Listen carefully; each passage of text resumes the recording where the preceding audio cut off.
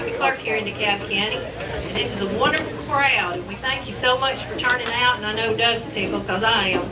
So, anyway, we're going to start off.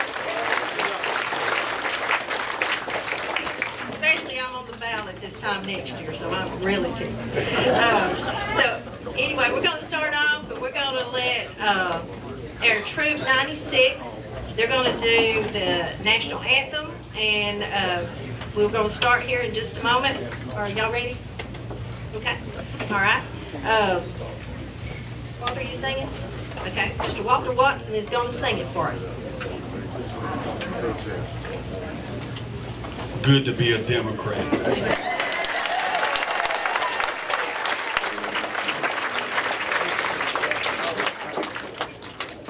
Oh, say, can you see by the dawn's early light what so proudly we hailed at the twilight's last gleaming, whose broad stripes and bright stars through the perilous fight o'er the ramparts we watched were so gallantly streaming, and the rocket's red glare, the bombs bursting in air, gave proof through the night that our flag was still there. Everybody. Oh, say does that star-spangled banner yet wave o'er the land of the free and the home of the brave?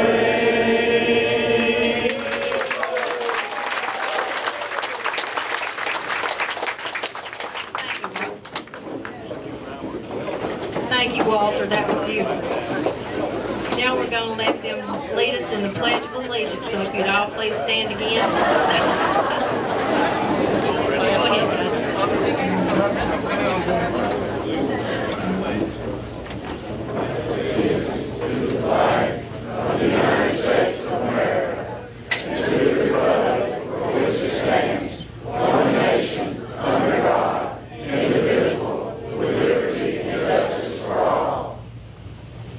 Thank you.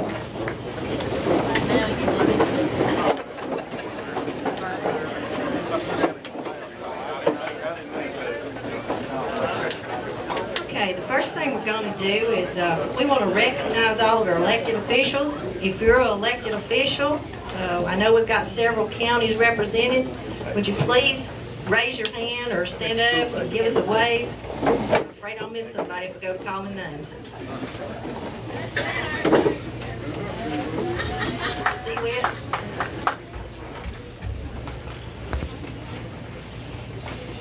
Yeah. Okay. Are there any candidates here that's running for office? Here.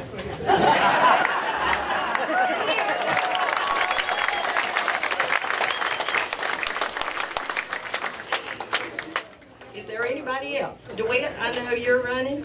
I'm running. Is there anybody else? Anybody else in the room that's running for office? Not at this time. Now we still got plenty of time for the 18th. Okay.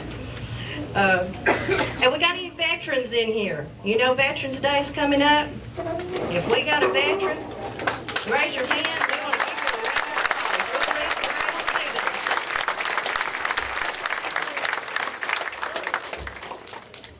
applause. Okay. Are there anybody here from Cherokee County? No, yeah, there's the Cherokee County people. Okay, then we've got some people from Marshall County. There's our Marshall County. Good neighbors. Jackson County. Yeah, there's our Jackson County people. So, do we have any of the Marshall County Young Democrats? There we go. Coleman County Young Democrats? Coleman County Democrats. Y'all traveling ways, good. Oh, yeah. Madison County? Any other counties? We want to recognize you. We're just, you know, like-minded people we want to recognize. I see somebody's hand back there. Where? Yeah, we want to make sure of that. Okay. Now then, I'm going to turn it over to John Baker, who's going to introduce our guest. A lot of you've already met him, but I know some more of you want to meet him, so we're going to get that. And there's a sign-in sheet. If you didn't sign in, they want me to make sure that you do sign up, so they'll know you're here.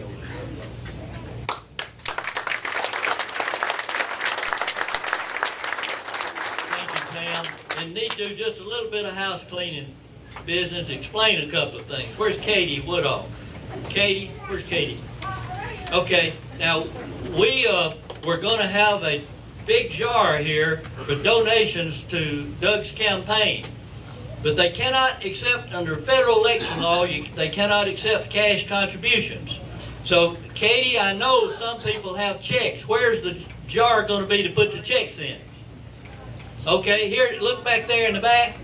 In the back, being held up high.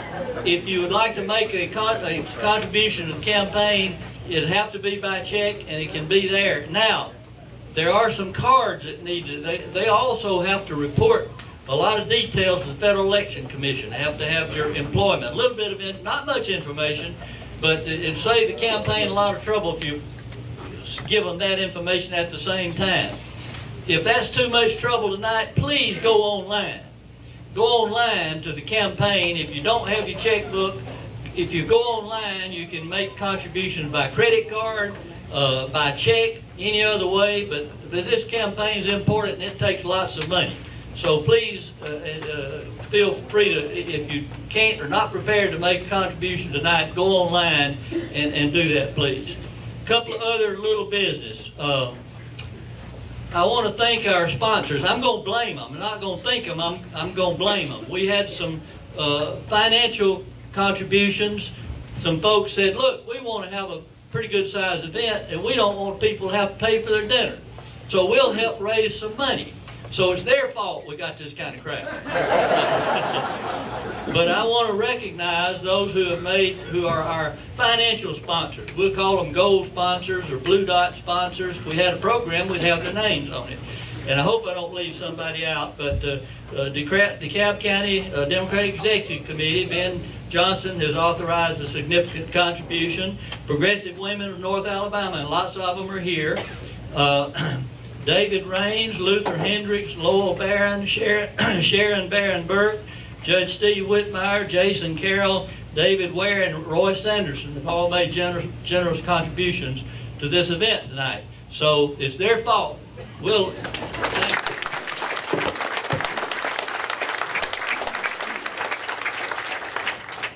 We have one really special guest tonight that I want to recognize. Probably the newest citizen in the room. Minky Wong works at Chowking. Her family runs Chowking. And Roger Kennedy and I were privileged to go to Montgomery last week to her swearing-in ceremony. And I asked Minky to come tonight. We've got a little group of Democrats that meet down there, try to raise money for local candidates, and we've been meeting down there about 3 years, and they really take good care of us. Minky, would you stand up? And Roger, Roger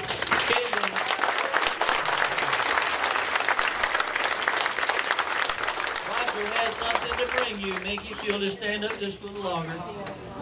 Go ahead, Roger. Take it to her.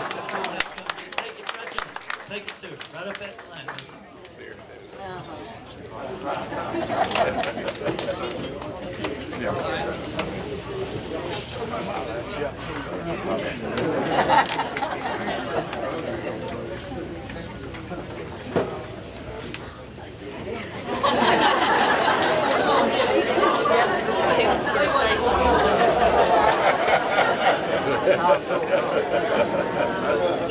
Mindy, it's good to have you here.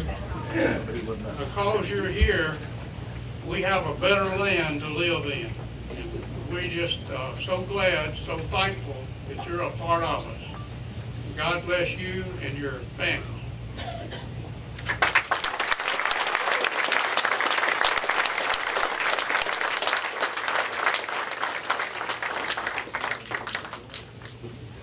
She's not only our newest citizen, she's the newest voter.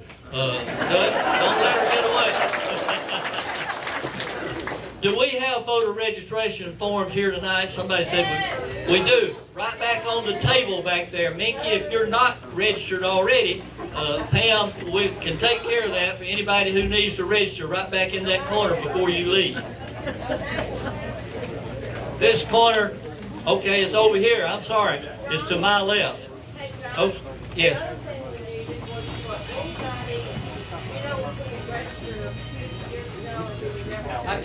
I can't hear you, Margaret. We need them to update their information, so when we start calling people to remind them of events or remind them of things happening, we're getting thousands of wrong phone numbers on the registration form. Okay, be sure when these forms come around that you fill out the information so we can contact you better.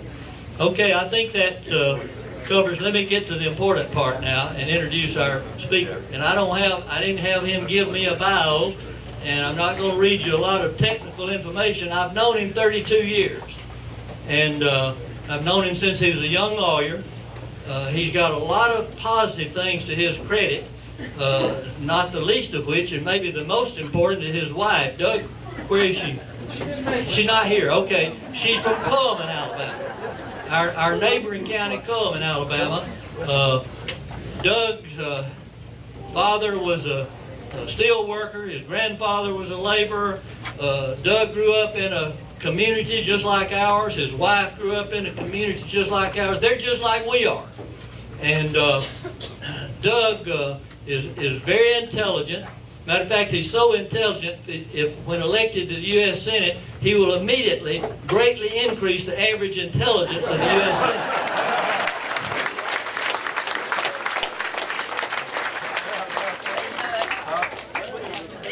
Doug has been close to the Senate before as a young lawyer. He was a staff attorney for Senator Howell Heflin, one of our favorite Democrats. He beat me, but he was a great senator. And so Doug was a staff attorney for the Judiciary Committee, working for Senator Heflin as a young lawyer. Doug's perhaps, outside of being a good husband and father, one of his most important things he's recognized for, he was U.S. Attorney in Birmingham, and he charged and convicted two of the bombers who bombed the 16th Street Baptist Church back in the 60s and killed some precious little girls at that church. And Doug finally convicted some of those folks in the 80s, 20 years after it happened. But he's probably best known, but he's highly respected by people who know him. He's well known in legal and political circles in Alabama. He's not well known to us, but that's why he's here tonight, is to get better known to us. But Doug has a judgment, he has the temperament, he has the character to be a great United States Senator. And I hope you'll all get to shake his hand before you leave, if you haven't already. I know he worked that line a long time, but if you haven't already, shake his hand tonight, and then if you brought your checkbook, give him a contribution. If you didn't, when you go home, get online and make a contribution to his campaign. Doug, anything I've left out, you can supplement. Doug Jones, our next U.S. Senator.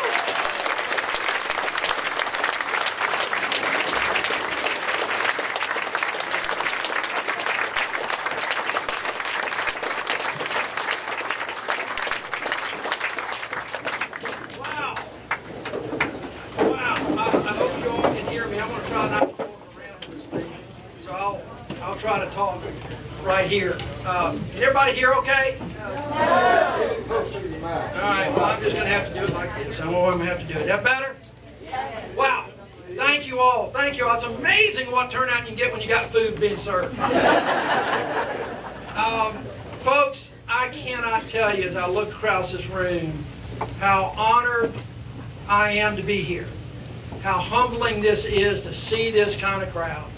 To know that everybody in this room understands what important election that we have coming up in December. And I stand before you honored to be the Democratic nominee for the United States Senate. For the first time, we're going to win that seat since 1996.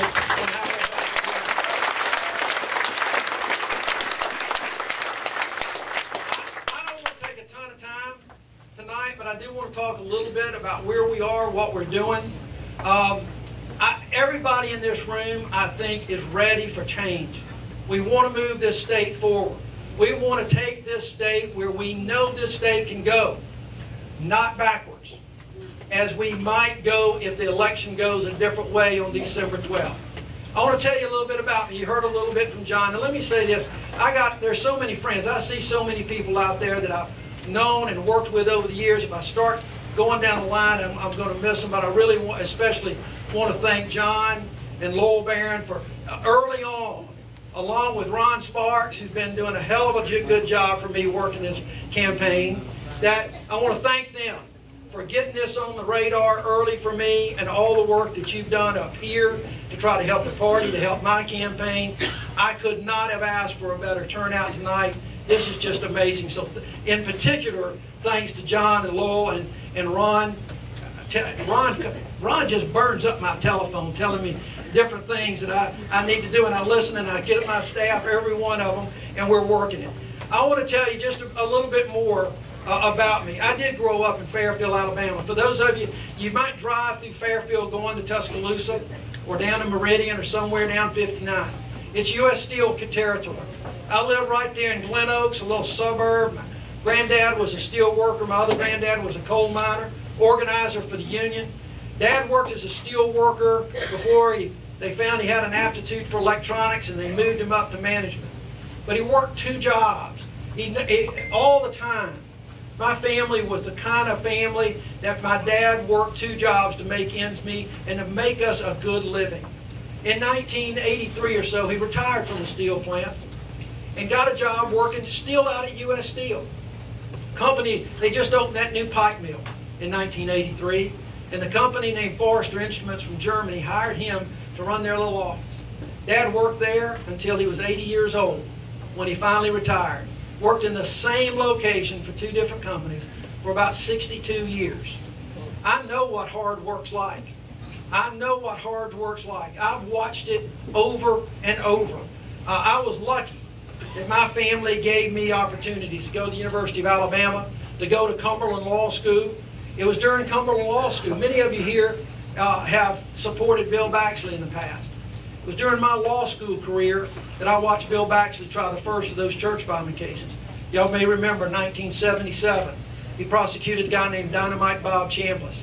And as a second-year law student, I watched in awe of that courtroom drama, never dreaming that 24 years later I'd have an opportunity to pick up where my hero Bill had left off and convict the final 2 guys that murdered those 4 kids. It was an interesting journey for me from the steel mill town of Fairfield all the way to the University of Alabama through Cumberland Law School. But it was at Alabama where I also met my real mentor, Howell Heflin. That's the man that I spent my time with early on in my career. I was so lucky to be involved in the 78 campaign that John well remembers. Unfortunately for John. But everybody agrees what a great Senator Howell Heflin was. In that first year in the Senate, I was able to sit at his table and talk to him and watch how he worked. And the Senate then was so different than it is now. The Senate then was watching Howell Heflin work alongside both parties to reach across the aisle, to reach across the table, to find common ground for the people of Alabama. From Muscle Shoals to Fyffe to Birmingham and Baldwin County, he had every Alabamans interest at heart. Every Alabamans, not just a chosen few. That's what I want to do in the United States Senate. He was able to confront those issues head on that they faced and do it in a way that brought people in to find that common ground. That is a far cry from our federal government today. What we have big issues in front of us that we're facing, simplifying the tax code, health care, our infrastructure. Nothing I've seen right now suggests there's going to be a whole lot of success. Not until we can put somebody in that United States Senate that can talk a little Alabama common sense to make sure they understand where we are.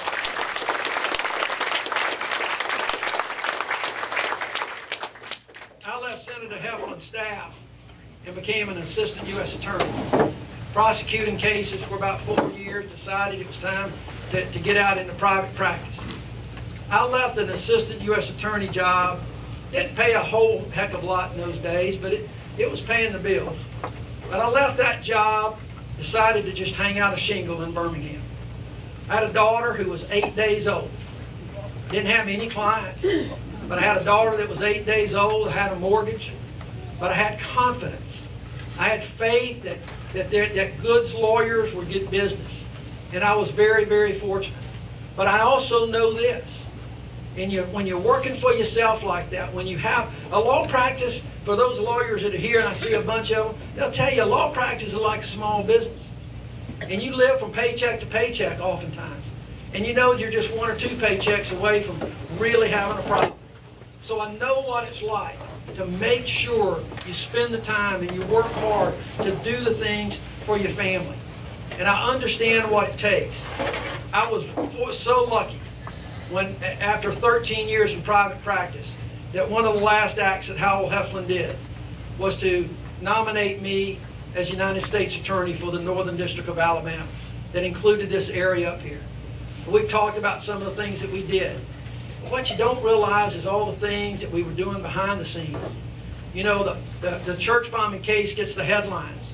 The Eric Rudolph case, the bomber that exploded a bomb at a women's clinic in Birmingham 5 months into my tenure and killed a Birmingham police officer. Those get the headlines. But it's the other things that we did that I'm proudest of too. That is the Weed and Seed program in our inner cities where we cared for kids and tried to get the drugs and all out of those cities and try to seed in some positive things, some after school care, things that the community and the police all joined together. I think that that's incredibly important to get our law enforcement. I know we got an ex-sheriff here today I talked to a few minutes ago. You know, we've always supported local law enforcement and getting local law enforcement out into the communities to do those kind of things that build up communities, not just simply arrest people and throw away the key. Do the kind of things that make a difference. Of course, the proudest thing that I did was obviously the church bombing case. And I will tell you folks, in all seriousness, I have gone all around this country talking about that. But when I talk about that, I talk about Alabama. I talk about a state that has had demons in the past that we've tried to get rid of. And those cases are a perfect example of a people in a state that is ready for unity, that's ready to put the past behind them, they're ready to reach across to make sure that we take care of each other the way we do in times of need, but we need to be doing it every day. That is the interpretation of the Constitution. That's the interpretation.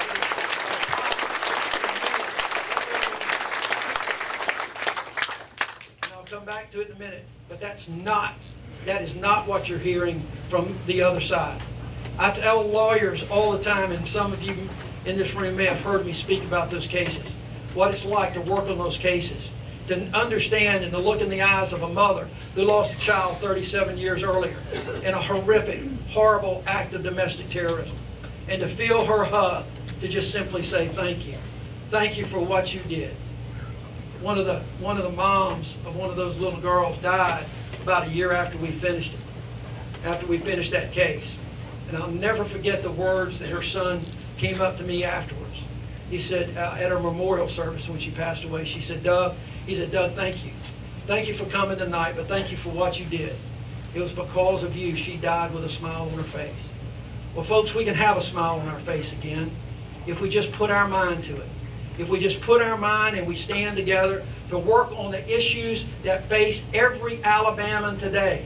Since leaving that office, I've been working on those issues, not just in criminal justice areas, but we've been working on every aspect of what it means to be in Alabama and be a working man and woman in this state. We've been going around since May, I guess, is when we started this, back in the primaries. And the two things that I said at the time, that I wanted to make sure that we have a candidate who talks about having dialogues with people, not monologues. I'll be honest with you folks, I'm just tired of the damn speeches. I'm tired of people talking to me. I want them to talk with me. I want to talk with me. And I think more people are doing that. And I also said this. I said at the time, based on the experience I had in politics and as a lawyer, I really believe that the people of Alabama have more in common with each other, no matter where you are from. Whether you're from Fyffe or whether you're from Baldwin County or whether you're from the inner city of Birmingham, it doesn't matter. We have more in common than we have that divides us. People care about those kitchen table issues that we've been talking about. And I'll tell you, after 5 years, 5 months, seems like 5 years. After 5 months, I was right. Everywhere we go, people are talking about the same things. I travel the state from one end to the other, and it's clear that people want to talk about the issues that we have in common and not the divisive, self-interested figures like Roy Moore likes to talk about all the time. Issues like the tax reform bill that we've got up there right now. That's going to be an important throughout this fall. I don't know if they'll pass it or not. You know, this Congress can't seem to get much of anything done, but they're going to try. So taxes are going to be an issue. But let me tell you something. A lot of what I'm hearing I don't particularly care for. You know, when they want to raise taxes on the hard-working men and women of this country and lower taxes and give tax cuts for the billionaire class, I'm sorry. That's a problem for me. I've got an issue with trying to do all of the tax cuts. Now, I want to spur investment. I don't mind cutting some corporate taxes. I think that might be a really good idea if those businesses are going to invest in the people that run those businesses. Run those businesses. Bring some of that money that they got offshore, the literally billions of dollars offshore, put it back into the working folks of this country. Put it back in more investments. Let's get more jobs going. Let's get manufacturing back in this country again. And they can do it with a little bit of incentive. But I want to make sure they have that incentive and that it's not, you know, any tax cuts just not going to go to line the pockets of the CEOs and the people on the board. That's not what this is all about. We got to have stuff like that. We got to have an investment in education. You know, right up here. Yesterday I went over to Muscle Shoals and I toured the Shoals Community College. You've got one here, right here, Northeast Alabama. Similar program. Unbelievable programs that we need to invest in because education is a key to this state. We have not invested in education the way we should have. We have not done it. And it's not just K through 12. Everybody thinks about education in terms of K through 12 and colleges, 4-year colleges.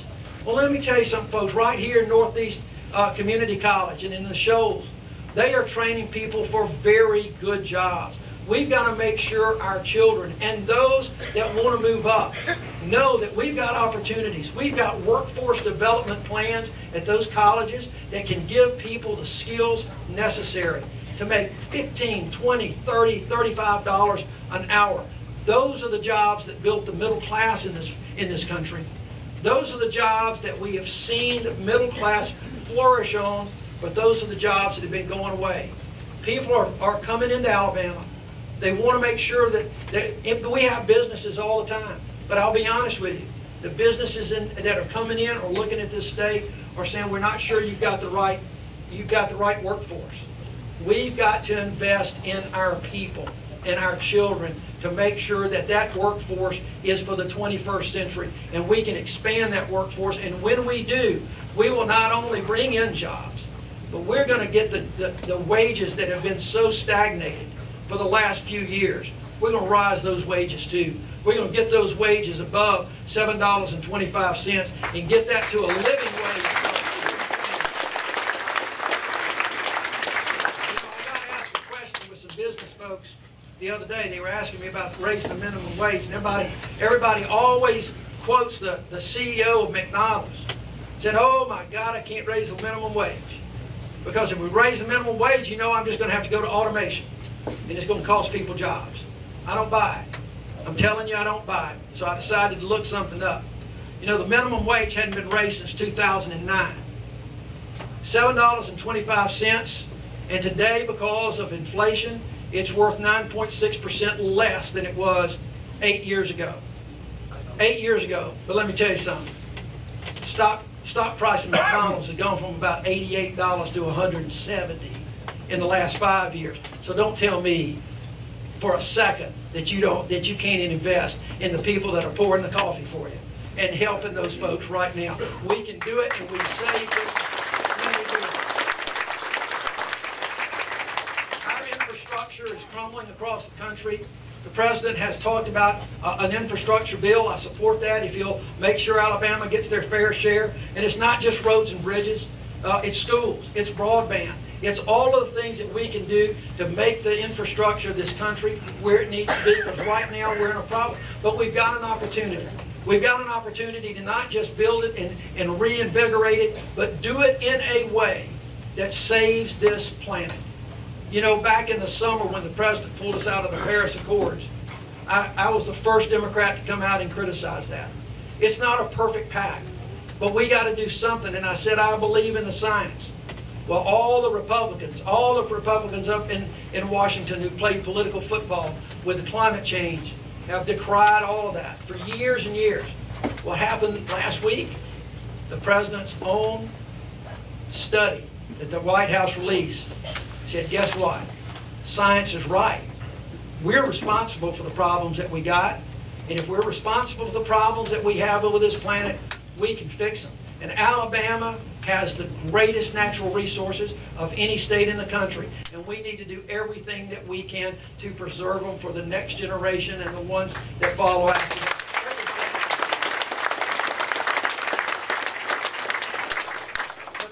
But the real driver right now, folks, is health care. And I want to talk about that a minute, because there's probably no single issue that there's a greater contrast than me and Roy Moore. Well, maybe except on honesty. Maybe it's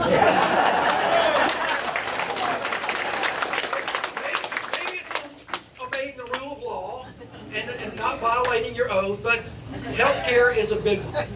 Health care is the issue that people have been talking about all year and all summer. It's the one issue that people have done this political reset button on and said, I'm going to quit looking at R's and D's, and I want to find out what somebody's going to do to fix this broken health care system. And notice I said health care system. I didn't use a word like Obamacare. Not fixing that, not repeal and replace or anything like that. Just fix the system. You know, when the Affordable Care Act was passed, it was never supposed to be the end of the line. It was always going to be a work in progress. It's too complicated. There are too many people that are involved in the healthcare delivery system to make sure that that was going to be the end of the word. And so we've got to look at what's working and not working. We've got to get rid of the political slogans like repeal and replace. That is nothing but a political football that people have used and used and used. Now, look where it's got us. All of a sudden, insurance rates are rising for those of you, a lot of people in this room. The president and others are blaming the Affordable Care Act. But what's happening is that insurance rates are rising because the market is so uncertain. They don't know what's going to happen with our health care. But let me tell you, the bills that passed the House and the Senate were not going to be good for the people of this state. We have got to make sure that we protect the health of this state and make sure everyone has access to health care, affordable health care, and access to affordable health care insurance premiums. We have got to make sure that we do that. And the way you do that is to have some dialogues, to not just simply play political football with your health. Alabama is the 6th poorest state in the Union. 6th poorest. We depend on Medicaid. We're one of the unhealthiest states. It seems that we're on the bottom rung of everything good and on the top rung of everything bad. We got to change that, folks. We got to change that. And health care is a way that we can do it. We've got to make sure that we protect Medicaid for this state.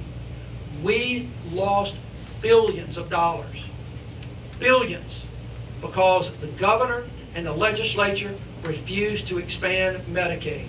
This state lost billions of dollars because they refused, and the only reason they did it was because of politics. The only reason they did it was because of politics. Now, I'll tell you, as we travel, people are understanding that the lack of expansion of Medicaid is not only hurting people that are on Medicaid, but it's causing rural hospitals to close, who depend on those dollars. We've got to keep those hospitals open. You know, Lester Hill spent a lot of time and effort to try to get those rural hospitals across America and in Alabama. We can't let him down. We've got to make sure that we keep those open, and Medicaid is the way to do it. The contrast with Roy Moore is stark. I want you to pay very close attention to what Roy Moore says about health care. Pay very close attention, because every time he's asked about it, he says, I'm for repealing Obamacare. He doesn't talk about replacing it. He chooses his words carefully and says, I want the federal government out of the health care business. Well, I got to tell you folks, that's not just Medicaid. That's Medicare. Now, how many people in this community depend on Medicare as their primary health? I bet there's a lot of folks in this room. I know my 86-year-old parents who are at St. Martin's in the Pines assisted living and long-term care. That is their primary care.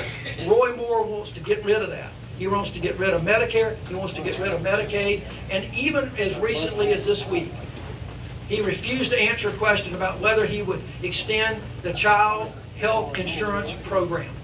Now think about that. This is a program that serves 150,000 kids in the state.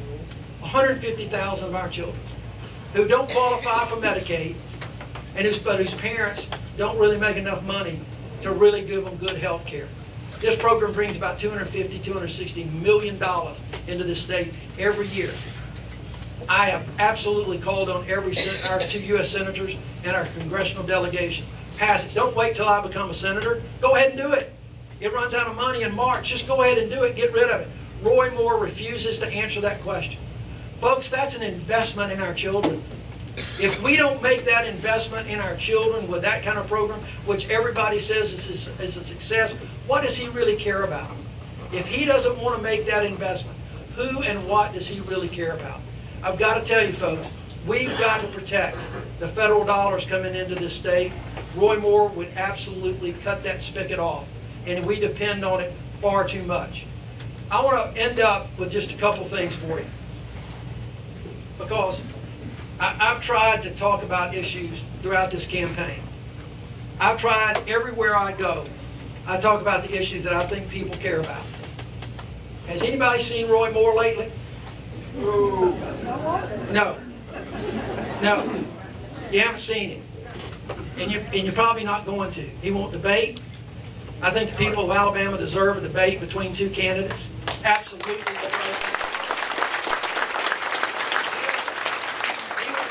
doesn't talk about the issues. He'll send out some kind of Twitter, something about issues that divide us. He doesn't, you know, you've seen all his work. You've seen the fact that he got elected twice and got removed twice. 2 times. Now, you know, folks, there's an old saying. You know, fool me once, shame on you. Fool me twice, shame on me. I don't know if we've ever got to the 3rd one just yet. And I hope we don't get there on December 12th. But here's a man, if you look at his record, I want you to carefully look, not just at the fact that he got kicked out of office. I want you to look at what he said and done and how he's divided this people. Unless you're okay with Roy, you are a second-class citizen. That's not what you are about. We're better people than that. We are a better people. We need to move past that. We need to move beyond the divisive rhetoric. I think it's time that people in Alabama, and I hear it all the time, they're just saying no more to the divisiveness. They're saying no more to the inequality. They're saying no more to treating people one way and other people a different way. In effect, the people I'm talking to just simply say, no more. No more.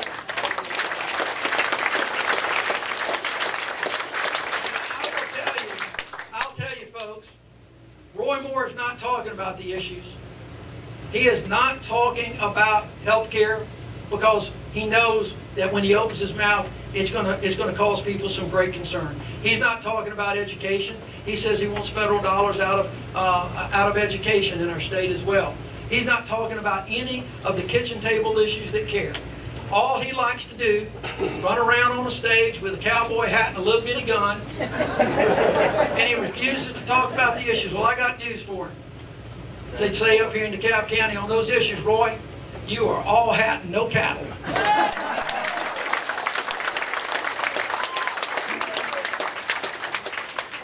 Folks, let me tell you, I think we're at a crossroads. We're at a crossroads in this state. You know the kind of rhetoric you hear from somebody like Roy Moore. And if anybody thinks that Roy Moore can be effective, then let's have a more serious talk. He's never been effective as a judge or any kind of leader. Can he be effective? That's what the people of Alabama are looking for. You're not going to agree with me on every issue, folks. I know that, you know that. But I think I can be effective for the people of this state. And I can be effective because I can reach across the aisle, I can talk to people, I can listen to people, we can sit down at a table just like this and find that common ground. That's what we've got to do. It is impossible for Roy Moore to find common ground with anybody that disagrees with him. That is not going to be an effective senator. We need somebody in Washington, D.C. that can talk the talk and walk the walk. And that's what I plan on doing. And so, folks, I will tell you, I believe this. There were some people I met here tonight that came to Birmingham when we had Joe Biden that was here. You know, and I told folks that at that time that I was so proud of the way that we did the church bombing cases. Because when you are on the right side of history, folks, when you are on the right side of justice, you can accomplish great things. I truly believe and folks, make sure you know, it's not about me. It's not about Roy. It's about you. It's about every one of you in this room, every one of your friends who couldn't come, the children that are at home tonight, the grandchildren that are home tonight. That's what this race is about. It is truly not about me. But I also believe this, that we are at a crossroads, and our campaign is on the right side of history. And we're on the right side of justice. We're on the right side of equality. We're on the right side of making sure that every man, woman, and child in this state has a voice and is heard. And I promise you, as your U.S. Senator, I promise you, as your U.S. Senator, your voice will be heard. We're going to sit down and we're going to talk. And we're going to try to find that common ground. And when we can find that common ground, we will move forward. And if we can't find it on a particular issue, we will shake hands and agree to disagree and say maybe we can find it the next time. But I will tell you, we will find it more than not. That's the kind of senator I want to be. That's the kind of senator I promise to be. So please help me. Get out on December the 12th. Get out to vote. Get other people to vote. Dig into your pockets. Give me a little money. And you can always use that. But the main thing is, thank you for all that you're doing. Thank you for being here, but more importantly, seriously, thank you for caring about this state and this country. And you know elections have consequences. Let's make the consequences of the December election one that you can all be proud of. Thank you all for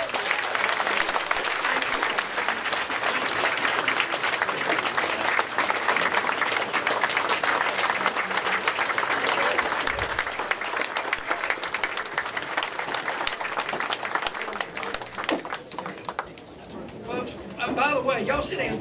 You gonna eat? I started to say this at the beginning. I'm gonna stay here for a little bit. We have been, this is a big state, folks. I gotta tell you. So, I got another big day tomorrow. So we're gonna stay for a little bit and we'll try to slip out a little early, rest my voice a little bit if you hadn't heard a little crack. You know, we're talking to folks, so I'm going to slip out a little early. I just want to tell you, I'm not, please don't think anything bad about me, but it's time to get home and get a little rest tonight too. So, but again, thank you. Thank you for everything.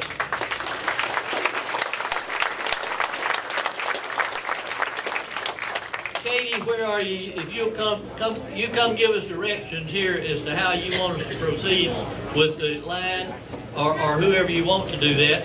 And while you're, come here, Katie, can't hear you. Come here, Katie. But while she's coming, I want to make a comment or two just while Katie's on the way. You've seen tonight who I've known for 32 years. It would be a crying shame if this man does not get elected to the U.S. Senate. I appreciate all of you being here. And by the way, one last thing. I don't know, I think we've got some media folks here, but I want to say this. This is the biggest Democratic crowd function. I'm 73 years old, biggest one in my 73 years, maybe the biggest one we've ever had in DeKalb County. And thank you all for coming. And Katie's going to tell you how to serve. Okay, we're going to have to eat by section. The kitchen is that way. I want the people who are standing across the back, Jason Carroll.